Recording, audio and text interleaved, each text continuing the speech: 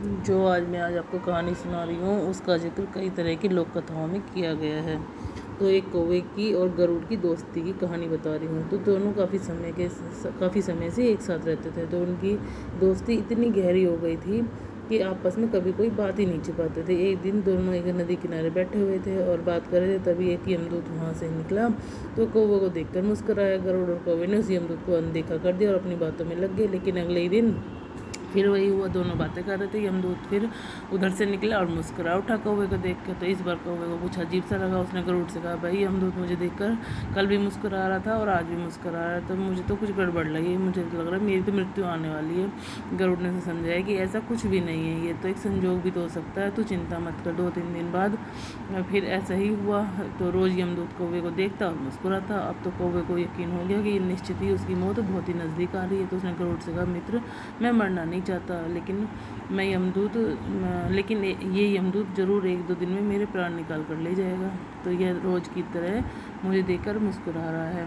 तो गरुड़ को लगा कि हो सकता है कौवे का शक कहीं सही ना हो। तो उसने कौवे को धैर्य बंधाया। तो गरुड़ ने कौवे से कहा, तू चिंता मत कर भाई मित्र, मैं तुम्हें यहाँ से इतने दूर ले जाऊँगा कि यहाँ पे यमदूत तुझे दिखाई भी ना दे।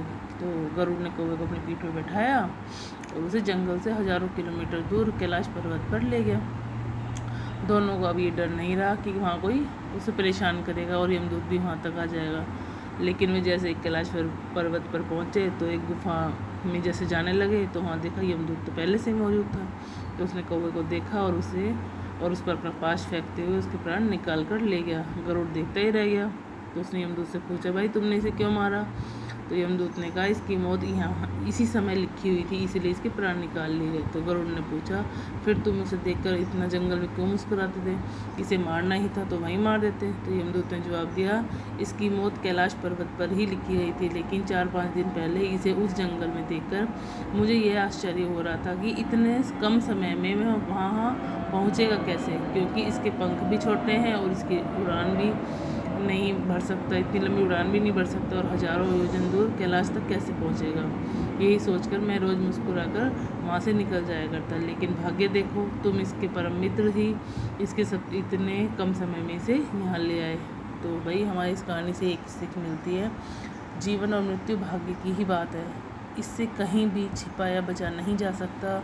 जब तक ज़िंदगी है तब तक कोई आपको मार नहीं सकता, लेकिन अगर मृत्यु पास में है तो कोई भी कोशिश आपको बचा नहीं सकती। जय श्री राधे कृष्णा।